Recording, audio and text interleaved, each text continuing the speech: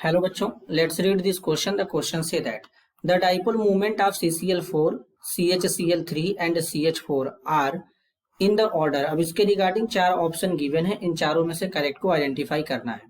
तो सबसे पहले क्या समझेंगे बच्चों, की कॉन्सेप्ट। की कॉन्सेप्ट क्या होगा? Dipole movement. डाइपोल मूवमेंट, अगर डाइपोल मूवमेंट की बात करेंगे बच्चों तो ये म्यू से रिप्रेजेंट करते हैं चार्ज और डिस्टेंस का मल्टीप्लीकेशन होता है डाइपोल मूवमेंट।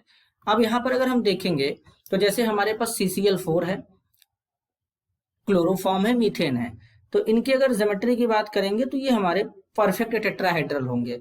जैसे CCl4 में 4 क्लोरीन इस तरीके से इसके साथ में लगे होंगे, ये टेट्राहेड्रल हो जाएगा। इसी तरीके से मीथेन है तो मीथेन में 4 हाइड्रोजन इस तरीके से टेट्राहेड्रल फॉर्म में लगे होंगे। इसी तरीके से क्लोरोफॉर्म में यहाँ पर ये हाइड्रोजन हो जाएगा, यहाँ पे Cl इस तरीके से टेट्राहेड्रल फॉर्म में लगे हैं। तो टेट्राहेड्रल ज्योमेट्री में अगर हम डाइपोल मूवमेंट यहाँ पे चेक कर रहे हैं तो डाइपोल मूवमेंट एक वेक्टर क्वांटिटी होता है। कार्बन क्लोरीन में ज्यादा इलेक्ट्रोनेगेटिव क्लोरीन होता है, तो इस तरीके से इनके डाइपोल का डायरेक्शन, इसका रिजल्टेंट इधर बनेगा, इसका तीनों का रिजल्टेंट इधर बनेगा। तो ये एक दूसरे को कैंसिल कर रहे होंगे, तो यहाँ पे डाइपोल मूवमेंट 0 होगा।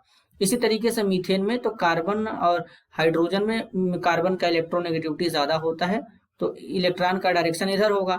तो अब इनकी अगर हम रिजल्टेंट की बात करेंगे तो इनका भी रिजल्टेंट क्या हो जाएगा, म्यू इज इक्वल टू 0 हो जाएगा। लेकिन क्लोरोफॉर्म में बात करें तो इधर तो इलेक्ट्रॉन का मूवमेंट होगा, लेकिन इनके केस में इलेक्ट्रॉन का मूवमेंट इधर होगा। कार्बन और क्लोरीन में ज्यादा इलेक्ट्रोनेगेटिव क्लोरीन होता है, तो इनके डाइपोल मूवमेंट जो होंगे वो 0 नहीं हो सकते हैं बच्चों। क्यों? क्योंकि इनके जो बेसिकली डाइपोल का डायरेक्शन है ये इधर है, तो इसलिए 0 नहीं हो रहा है। तो सबसे ज्यादा डाइपोल मूवमेंट किसका है? क्लोरोफॉर्म का है, CHCl3। और बच्चों मीथेन और कार्बन टेट्राक्लोराइड का तो ऑलमोस्ट सेम है, यहाँ पर डाइपोल मूवमेंट दोनों का 0 है। तो मीथेन फिर यहाँ पे कार्बन टेट्राक्लोराइड इनका इक्वल हो जाएगा, बराबर हो जाएगा।